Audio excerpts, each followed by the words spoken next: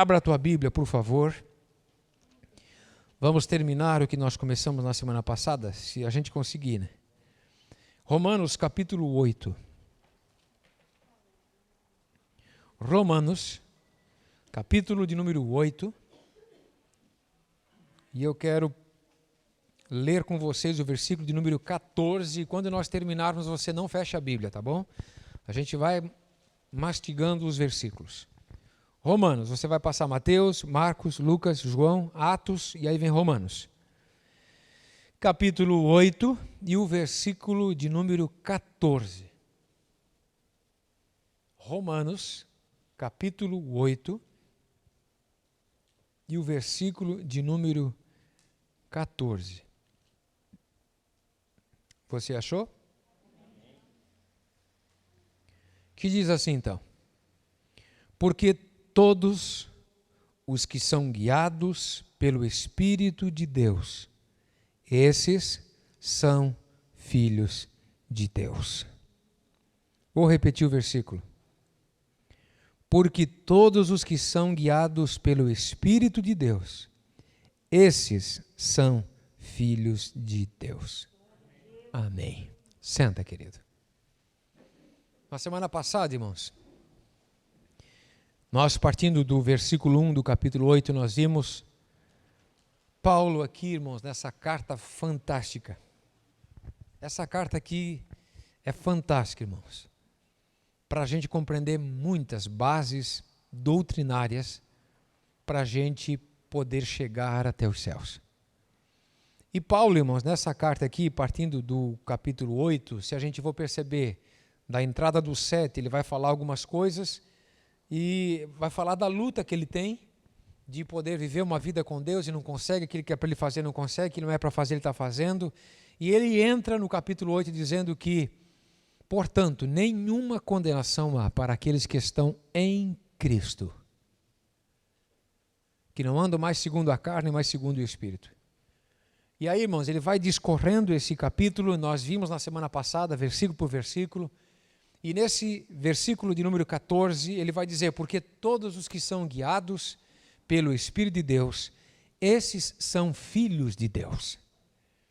E esse ser guiado, irmãos, pelo Espírito de Deus, ele é muito interessante, esse versículo aqui, porque a gente precisa entender que esse ouvir, essa voz do Espírito Santo no interior, irmãos, do crente, do salvo, vai guiar eles. Essa voz vai guiar você para uma praticidade, algo prático no teu dia a dia, irmãos. Porque não basta ser simplesmente um cristão nominal, mas tem que ser alguém, irmãos, que pratique a palavra de Deus. E aí nós vamos entender algumas desse guiar do Espírito Santo. Por exemplo, ele vai te guiar à oração. Se nós somos filhos de Deus, guiados pelo Espírito Santo, ele vai te guiar para a oração. E a oração, irmãos, pelo amor de Deus, não engessa a oração, irmãos, em um horário. Não engessa a oração em uma coisa formal, irmãos. Não, sinta o Espírito Santo falando contigo. E você, minha irmã, que de repente está lá dentro de casa, varrendo a tua casa, lavando a tua louça, e você está ali em comunhão com Deus, com o Espírito Santo, e Ele te tocar, larga tudo. E se Ele estiver te guiando, te convidando à oração, vai orar. Se Ele estiver te guiando a ler a palavra de Deus, vai ler a palavra de Deus, meu irmão. É Ele que te impulsiona e te guia para vir num local como esse ouvir a sã doutrina, irmãos. Palavra pregada nesse púlpito, genuína, pura, para o teu coração e faz muito bem à nossa alma. Amém, queridos? Então Paulo vai dizer, olha, porque todos os que são guiados pelo Espírito de Deus, esses são filhos de Deus. Você se sente guiado pelo Espírito Santo? Louvado seja Deus. E aí ele vai entrar no versículo 15 dizendo, olha, porque não recebestes o espírito de escravidão, para outra vez estardes em temor, mas recebeste o espírito de adoção de filhos, pelo qual clamamos, Abba, Pai. Olha aqui, presta atenção. Paulo vai dizer assim, ó, nós não recebemos o espírito de escravidão, irmãos. Porque essa vida desgraçada, atada a um fardo de pecado, nós já deixamos. Nós já largamos esse peso. Isso não quer dizer que nós não vamos tropeçar, isso não quer dizer que de vez em quando nós vamos errar, irmãos. Não dá para botar nós numa caixa de vidro. Não dá, irmãos, nós estamos no mundo. Então nós vamos ter os deslizes, sim, eles vão acontecer. Mas quando Paulo escreve no mesmo Romanos, capítulo 6, 14, ele vai dizer o seguinte: o pecado não terá domínio sobre vós. Quando ele fala sobre isso, irmãos, nós não somos mais escravos. Nós não andamos mais, irmãos, guiados pelo diabo, não. Somos agora guiados pelo Espírito Santo, porque somos filhos de Deus. E ele diz o seguinte, então, porque nós não recebemos esse espírito de escravidão, para outra vez estares em temor. Porque o espírito de escravidão leva nós ao temor, irmãos, ao medo das coisas. Mas quando você tem liberdade, irmãos, você anda de cabeça erguida. Você tem paz no coração. E aí Paulo vai dizer, olha, mas recebestes o espírito de adoção de filhos, pelo qual clamamos Abba, Pai. Pelo qual clamamos Abba, Pai. Irmãos, essa palavra aqui, Abba, uma palavra aramaica, pai, pater, do grego. É a junção de duas palavras e é o que Jesus usa quando ele vai se reportar a Deus chamando de Abba Pai também. Você vai perceber que lá no livro de Gálatas também Paulo vai falar sobre isso. Quando nós somos filhos de Deus, nós clamamos a Ele como Abba Pai. Essa palavra Abba Pai, irmãos, é mais ou menos isso aqui, ó. Você chega a Deus entendendo que Ele é bondoso, Ele é carinhoso, Ele é amoroso, Ele é consolador, Ele é amável, não com medo. Você não chega com medo diante de Deus quando você entende e clama a Ele, Abba Pai. É como aquela criança, irmãos, aqueles filhos que estão dentro de casa e o pai chega, irmãos, ele sai tudo correndo para ir abraçar o pai, invade em cima do pai, beija o pai, abraça o pai. Eles têm confiança. Agora, o que não dá para a gente fazer, irmãos, e você não pode entender Deus como o teu pai da terra. Porque senão você vai fazer uma projeção de Deus negativa. Deus não é o nosso pai da terra. Deus é Deus. Ele é o nosso Pai celestial, porque muitas pessoas se decepcionaram com o seu pai aqui da terra, irmãos. Foram judiadas, irmãos, foram até abusadas, foram maltratadas pelos pais aqui da terra. Alguns não, mas outros sim. Então, quando fala a palavra pai, ele projeta em Deus essa figura malvada, essa figura negativa. Deus, Abba? Não, irmãos. O nosso Deus é carinhoso, Ele é bondoso, Ele é misericordioso. Para quem, pastor? Para quem é guiado pelo Espírito de Deus. E ele vai dizer assim no versículo 16, ó, e o mesmo Espírito, o Espírito Santo, testifica com o nosso espírito que nós somos filhos de Deus. Irmãos, dentro de você, o Espírito Santo comunica com você que você é filho dele. Essa garantia não é o pastor que vai dar, essa garantia não é o pai que vai dar, não é a mãe que vai dar, não é uma carteirinha, não é um diploma de teologia que vai te dar, não, irmão. Essa garantia é o Espírito Santo que comunica dentro de você que você é filho de Deus. Isso é maravilhoso, isso é libertador, filho. E aí ele vai dizer o seguinte no 17, acompanhe comigo. E se nós somos filhos, somos logo herdeiros também. Oh, glória a Deus. Herdeiros de Deus e co-herdeiros de Cristo. Se é certo que com Ele padecemos, para que também com Ele sejamos glorificados. Quem quer ser herdeiro dele? E quem quer padecer com Ele? Opa! Só que vem no pacote, mano, não dá para ser diferente. Né, presbítero? Vem junto no pacote. Nós somos sim, ó. Se é que somos filhos, nós somos logo herdeiros e também herdeiros e co-herdeiros de Cristo. Ou seja, irmãos, tem uma coisa tão linda esperando nós no céu, irmão. Como o senhor sabe, pastor? Não sei. Porque Paulo escreve dizendo que o que está reservado não subiu ao coração do homem ainda. Mas alguma coisa é certa, se você é filho, dentro do teu coração cogita uma coisa boa e saber que lá tem coisa boa para nós. Então nós somos herdeiros de Deus e co-herdeiros de Cristo, ou seja, a glória que Cristo irá alcançar, nós também iremos ter uma parte dessa glória. Só que não esqueça que assim como ele padeceu, nós também vamos padecer. Então, irmãos, vai ter também sofrimento. E o sofrimento, ele é inerente ao ser humano, irmãos. É utopia querer viver uma vida inteira de felicidade. Isso não existe na face da terra, irmãos. Nós já nascemos chorando. E se não chora, dá-lhe para a gente chorar. E aí a gente vai tendo na vida altos e baixos, momentos de felicidade, momentos de angústia, momentos de felicidade, momentos de tristeza. E assim vai a nossa vida, irmãos. Agora, uma coisa certa, é bem melhor, meu irmão, padecer com ele do que sem ele. Tem muita gente padecendo sem ele que surta, irmãos, fica louco, tira a vida, faz de tudo, irmãos. Mas quando eu e você temos ele e padecemos, irmãos, é diferente. Você tem uma força diferente, irmãos. Você tem um entusiasmo diferente, ou seja, é Deus dentro de você, meu filho. A palavra entusiasmo, enteos, Deus dentro de você. A motivação, irmãos, é muito boa. A motivação é aquilo que vem de fora. Alguém de fora nos motiva a fazer alguma coisa. Mas a motivação é como um banho, você tem que tomar todo dia. Mas quando você tem entusiasmo, quando você tem Deus dentro de você, é você que sai animando os outros. Porque você sabe que a momentânea tribulação, ela vai passar, mas nós estaremos para sempre com o Senhor. E aí ele vai dizer assim no versículo de número 18. Porque para mim tenho por certo, olha a certeza de Paulo.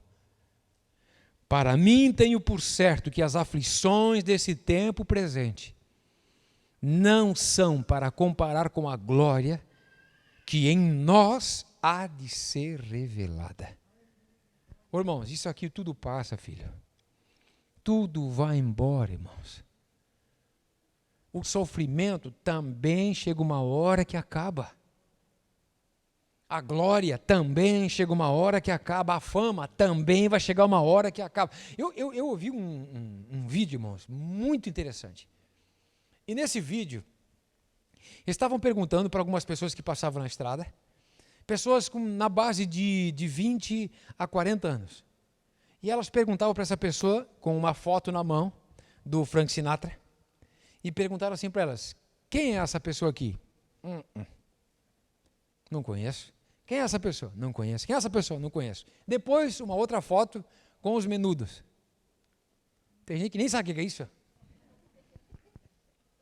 Outra foto com um grupo chamado Os Menudos. Meu Jesus amado. Não se reprima, está até na minha cabeça até hoje. Não se reprima, não se reprima.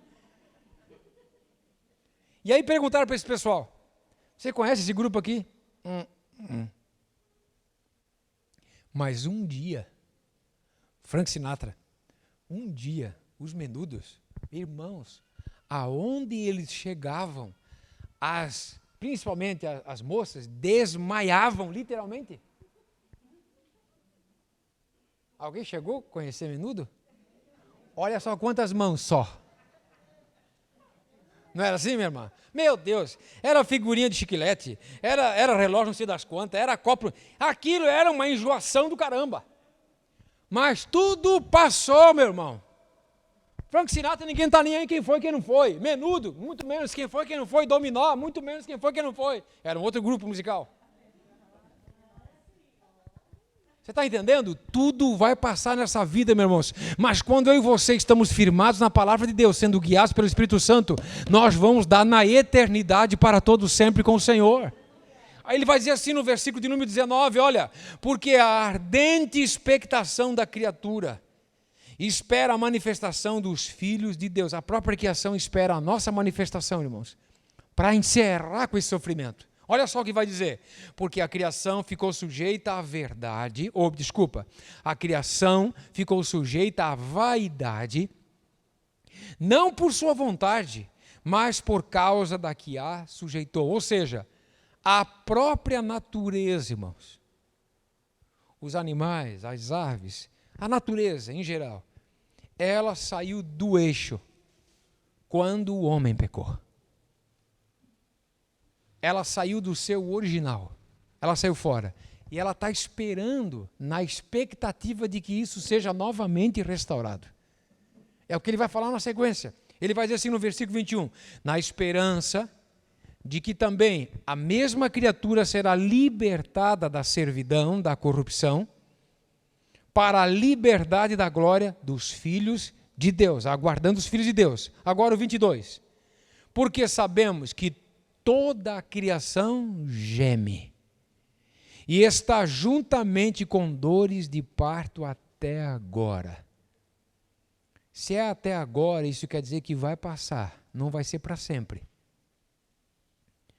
E não só ela, mas nós mesmos, que temos as primícias do Espírito, também gememos em nós mesmos, esperando a adoção, a saber, a redenção do nosso corpo. Olha aqui para mim. A redenção do nosso corpo. Nós somos três, irmãos: corpo, alma e espírito. Então nós precisamos entender uma coisa. Alguns pregam dizendo que Jesus, que Deus, quer o teu coração. Dá a impressão que no céu tem um frigorífico só para enfiar coração lá dentro. Não, irmãos, Ele quer você por completo, corpo, alma e espírito.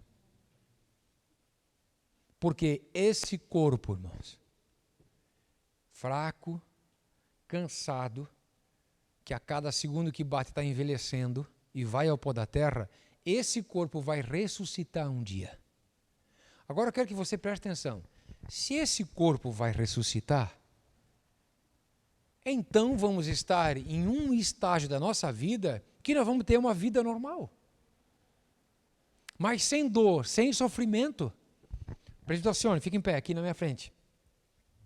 Se o texto vai dizer que a redenção do nosso corpo também vai acontecer, é o que Paulo fala lá em Coríntios, no capítulo 15, quando ele fala da ressurreição dos mortos, que aqueles que estiverem vivos e acontecer o arrebatamento, o corpo será transformado num corpo de glória.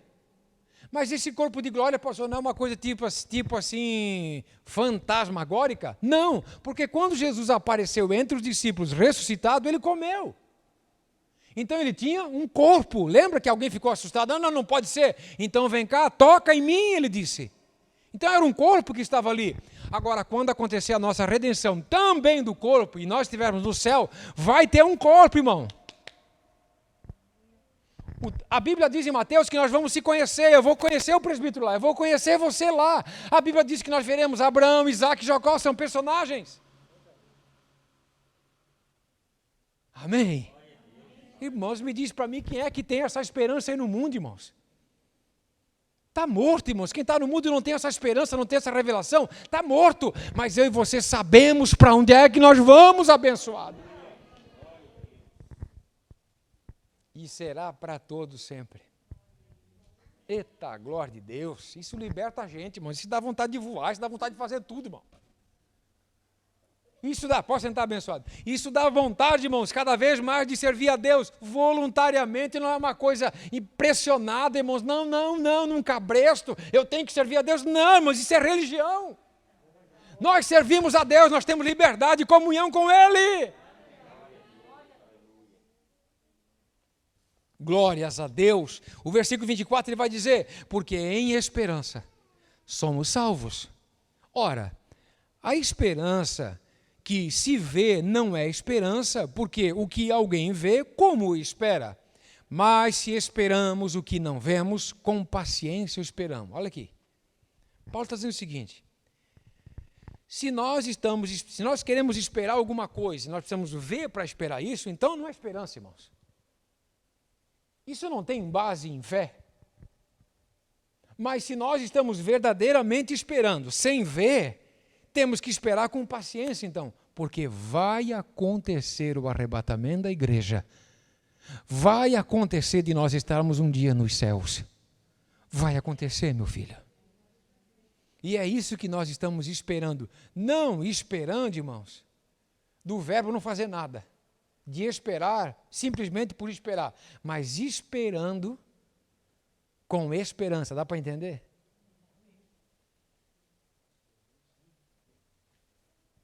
Quando você vai para o ponto de ônibus e você está esperando o ônibus, ele pode atrasar 5 minutos, ele pode adiantar 5 minutos, mas ele vai vir.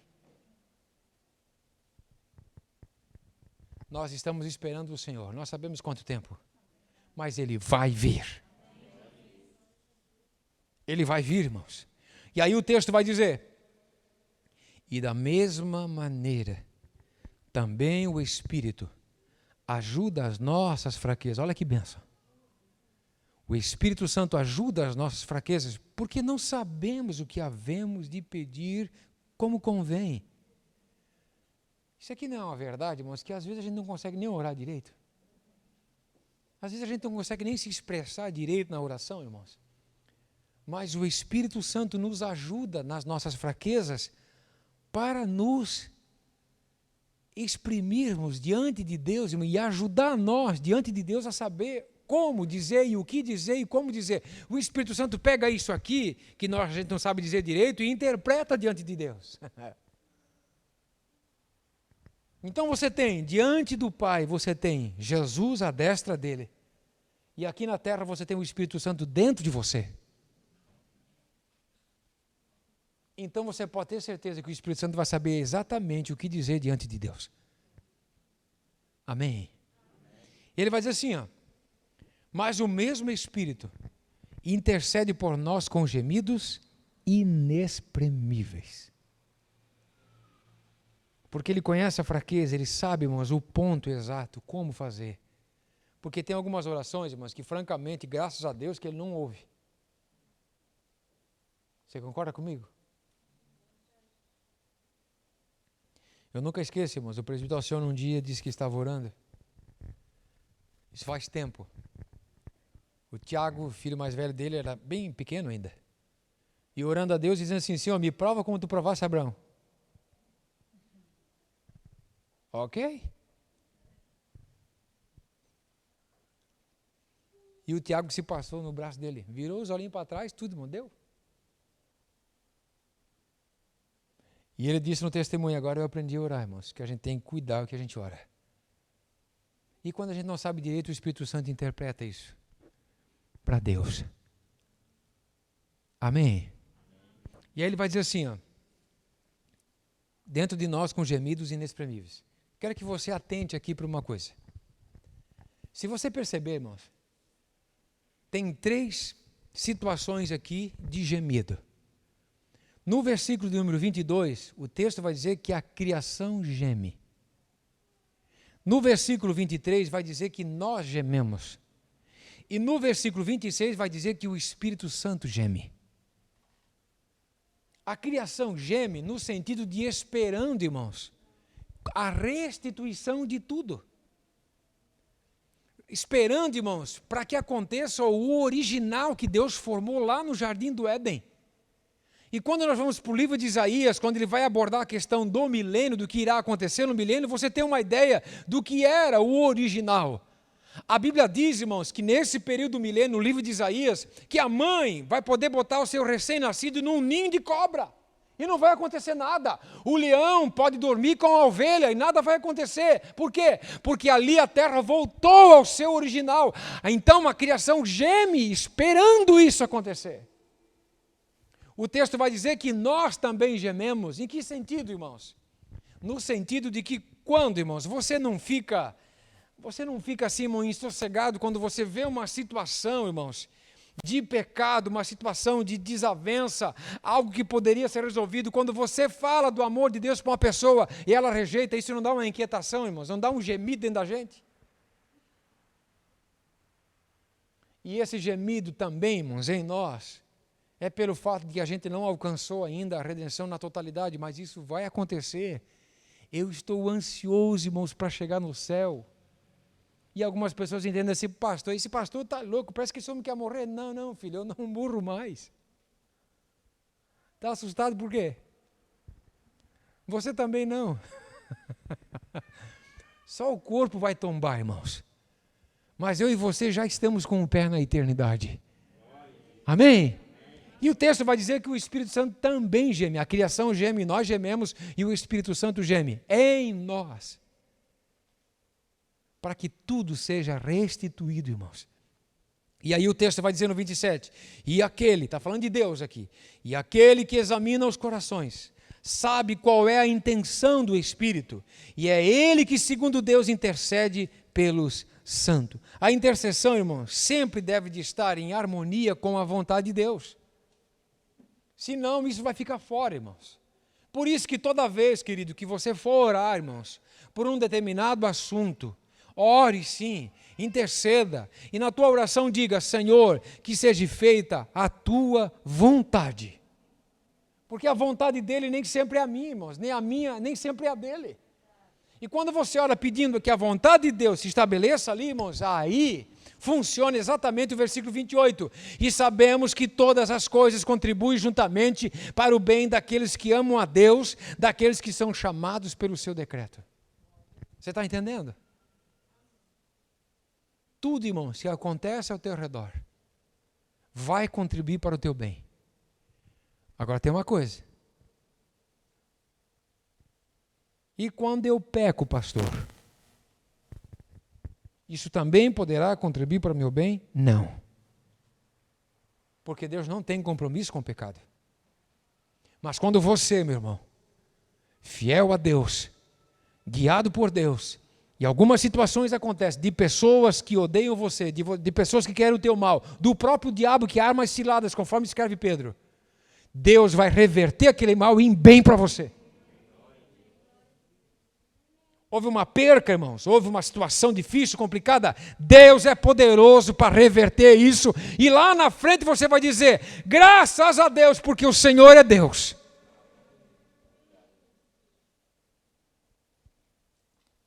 E eu quero fechar, meu Deus, eu quero fechar dizendo, no 29, porque os que dantes conheceu, também os predestinou para serem conformes à imagem de seu Filho, a fim de que ele seja o primogênito entre muitos irmãos.